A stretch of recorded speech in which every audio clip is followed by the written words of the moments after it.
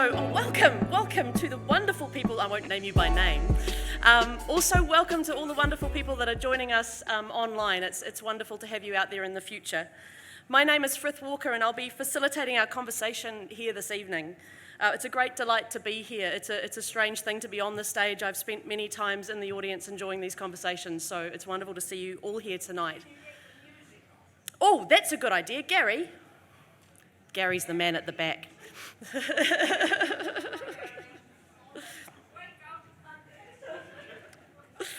Auckland Conversations, as you know, provides us an opportunity to inspire and stimulate your thinking about the challenges facing our fine city.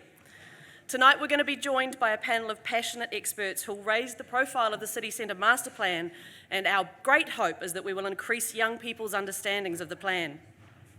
So firstly, a few housekeeping rules, if that's okay, for those of us that are here IRL, which I believe is young people speak for in real life.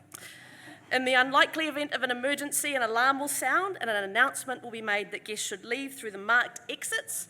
Staff will evacuate us from the main entrance to meet at the assembly point, which is outside Wildfire Restaurant or below St. Alice or the Viaduct car park. So follow the instructions of your crew, ladies and gentlemen.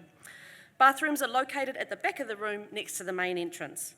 And finally, could you please turn all your mobile phones to silent, but leave them on so that you can ask questions via Slido, which I've just learnt about this evening and I will explain shortly. The format for tonight will be a presentation from the wonderful George Weeks, Principal Urban Designer for Auckland Council, followed by a panel discussion where you, the audience, will have the opportunity to ask questions, whether you're in the room or online from home. So hello out there again, people online. We'll be using Slido, which is an interactive question and answer tool for audience questions. If you have a smartphone, does anyone not have a smartphone these days? Pointy question. We'd encourage you to visit slido.com and enter the code hashtag CCMP and ask your question. We're aiming to get through as many questions as we have time for, so you can submit your question anytime during the evening. Alternatively, we'll also have microphones and be asking for questions from the floor, so we'll have some wonderful people out there keeping an eye on you in real life people at the same time. Please remember that we'd love you to ask a question, not make a statement.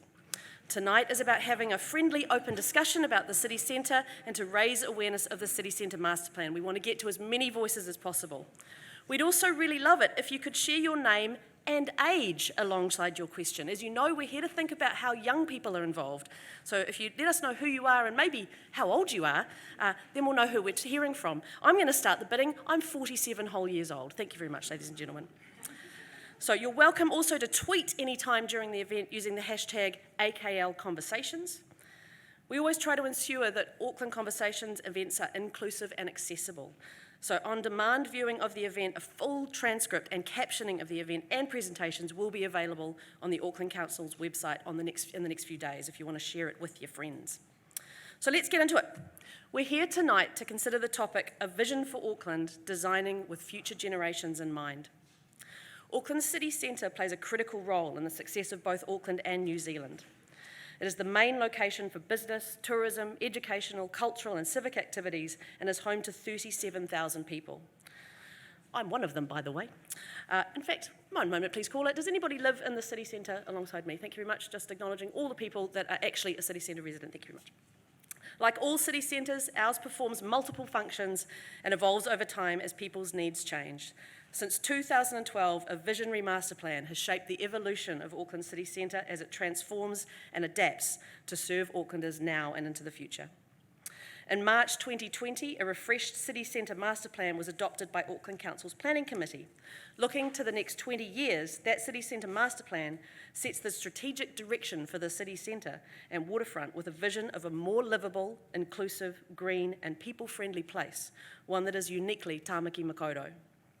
Cities are most successful when they reflect the needs of everyone. Traditional approaches to urban planning have tended to favour people in positions of power. The City Centre Master Plan has sought to change this. This plan is the vision to ensure that the heart of our city remains a vibrant, bountiful place for everyone and sets that strategic direction for the city.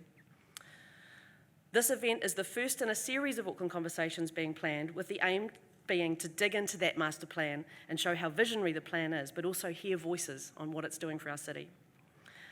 Each event in this series will be focused on some of the big topics that the plan addresses, like transport, climate change, connectedness, livability, affordability, and inclusivity. As I said before, the purpose of tonight's event is to increase young people's understanding of the City Centre Master Plan and to look at the City Centre Master Plan from a young Aucklander's perspective. So there's a job for all of you that might be parents or have young people at home. When you get home, if you have young people that maybe need to watch the video of this later on, we'd really appreciate that. This city is incredibly lucky to be supported by a group of amazing young people with our Youth Advisory Panel. We must be listening to those Aucklanders who are going to inherit the city that we are making.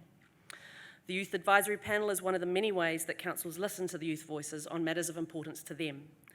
It is a panel consisting of 9 youth across Tāmaki Makaurau, aged from 16 to 24, who meet regularly to provide advice, feedback and input into council's plans, budgets and decisions across a wide range of topics, enabling the governing body to apply perspective and considerations that may not have been present at the table otherwise. In their words, the youth of today are the future of tomorrow. Actually, in Whitney Houston's words, I believe that children are our future. Sorry, back to the youth panel's words. Their thoughts and concerns are not only of the present, but include the future as well.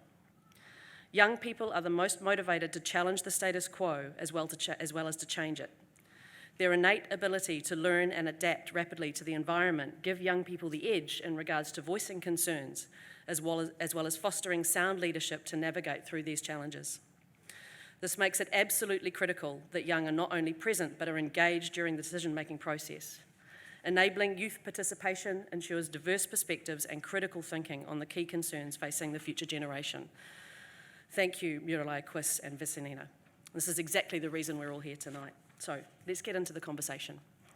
It is now my very great pleasure to introduce to the stage a person who is getting on with this mahi. George Weeks is the Principal Urban Designer for Auckland Council. He is responsible for the refreshed Auckland City Master Plan, which provides a design-led vision for New Zealand's largest city. He has also contributed to Auckland Council's prize-winning work to develop a business case for walking and has helped to shape Auckland Transport's Roads and Streets framework. Prior to Auckland Council, he worked in the UK as an urban designer at Transport for London and was a graduate fellow in sustainable urbanism at the Prince of Wales Foundation for Community Building. His work reflects a lifelong interest in the design of city streets and their impact on people's health and well-being. Welcome, George.